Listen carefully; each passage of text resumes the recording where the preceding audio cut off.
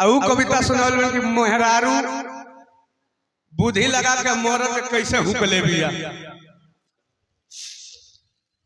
एक दिन के लीला सुनी घटना घटल ससुरारी में।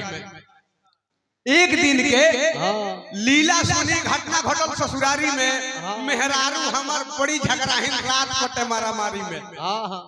एक रात सुतही के बेरा ओइसन न झगड़ा भइल। एक रात सुतही के बेरा ओइसन न झगड़ा भइल। वही बेरा मेहरारू हमर नैहर भाग के गइल।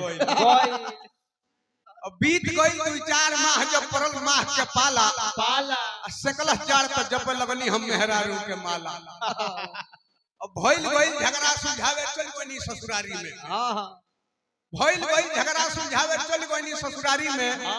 अब मौगी से पहले भेंट हो गई मेरे गांव के बाजारी में। तो कहनी कि तहरा घरे चल के हाथ गोड़ हम जोड़ब।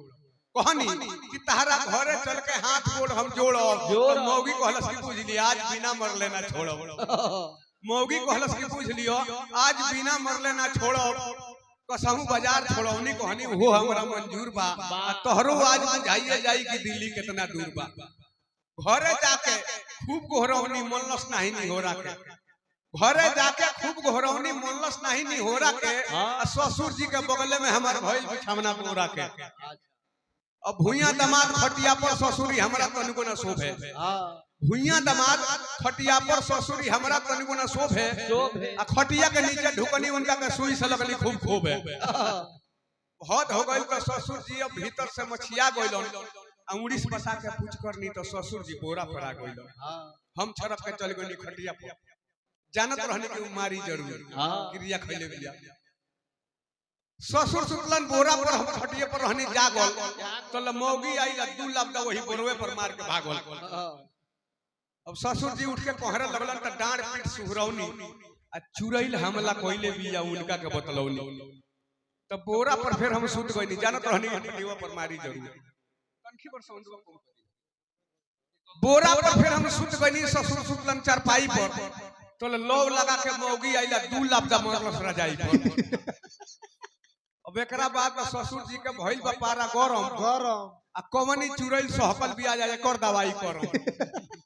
लगले देवे लुका के बहरा ससुर जी खींच के बरले खटिया पर तान के हम सुतनी उ चुरैल के फेरा में पड़ले। तो हमके मारे मौगी आई बेटिए के चुरैल जनले झोटा ध के उठा के पटकले लातन मुकन खनले।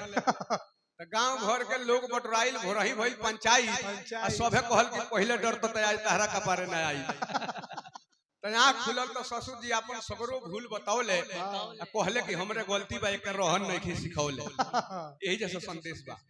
इतने कारण अबले ई मर्दे के लगौलस लाउना ये बाबू घिसियौले जा कर 2 लफ्ज रोज उठावना।